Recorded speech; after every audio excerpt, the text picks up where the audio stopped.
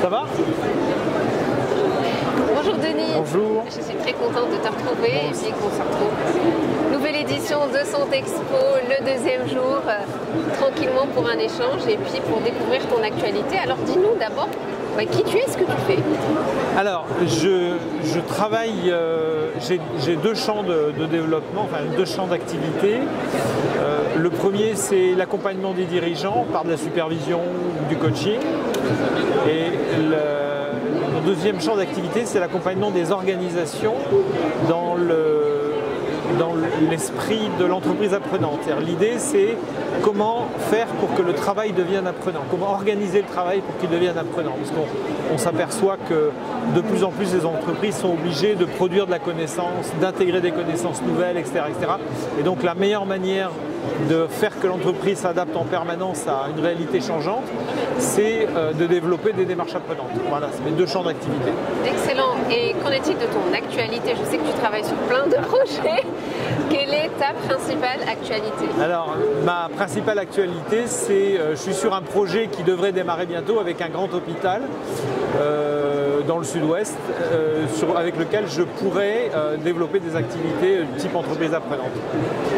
Voilà, c'est en tout cas dans le secteur de la santé, parce que par ailleurs, ma principale activité en ce moment, c'est la supervision des coachs. Et ce que je fais, notamment, c'est d'accompagner des équipes de coachs internes dans les entreprises, dans les grands groupes ou dans le secteur hospitalier aussi. Enfin, pour l'instant, ça c'est encore en projet.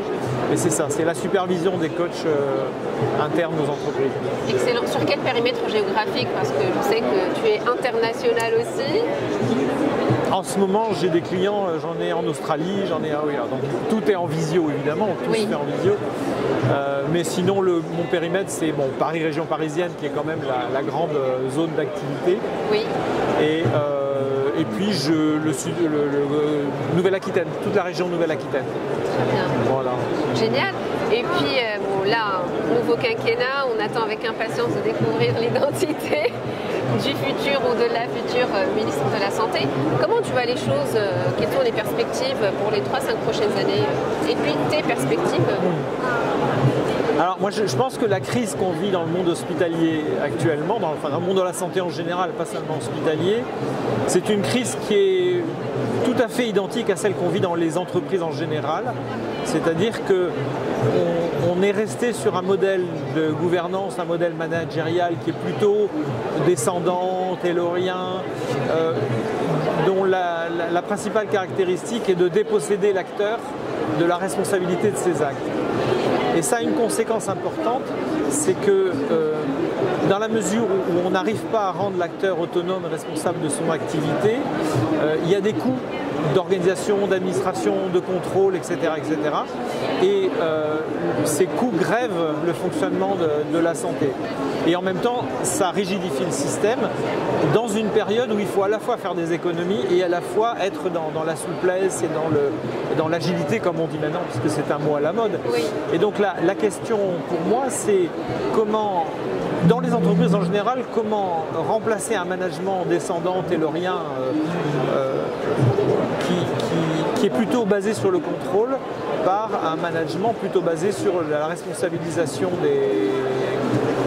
de tous les acteurs en général. Oui. Quoi. Et donc ça suppose deux choses extrêmement importantes et très complexes. C'est d'une part former, c'est-à-dire développer les compétences, notamment de l'encadrement intermédiaire sur ces sujets-là, mais bon, ça on sait le faire. Mais il y a une autre chose très importante, c'est changer l'identité du manager. C'est-à-dire qu'il ne suffit pas de dire au manager, voilà les outils, maintenant fais comme ça.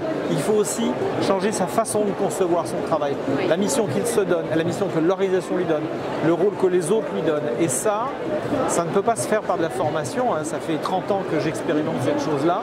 Le fait de donner des outils aux gens ne change pas leur identité. Oui. Donc il y a un travail à faire sur l'accompagnement, d'où l'intérêt du coaching et notamment de la supervision. C'est-à-dire que l'intérêt de la supervision, c'est qu'on va pouvoir changer l'identité de la personne, la façon dont elle se considère et la façon dont aussi les autres la considèrent. Exactement. Parce moi j'ai connu plein de managers qui avaient fait toutes les formations possibles et dans la mesure où ils étaient toujours dans la même image d'eux-mêmes, même posture, et ben ça changeait rien du tout. Oui, c'est un changement qui s'inscrit dans la durée, donc il y a une vraie... Et surtout qu'il y a un changement identitaire. Je ne suis plus la même personne quand je suis un manager qui accompagne que je sois un manager qui contrôle. Et ce n'est pas la même personne. C'est une sacrée transformation. C'est une grosse transformation. Et je pense que d'ailleurs, un des freins essentiels des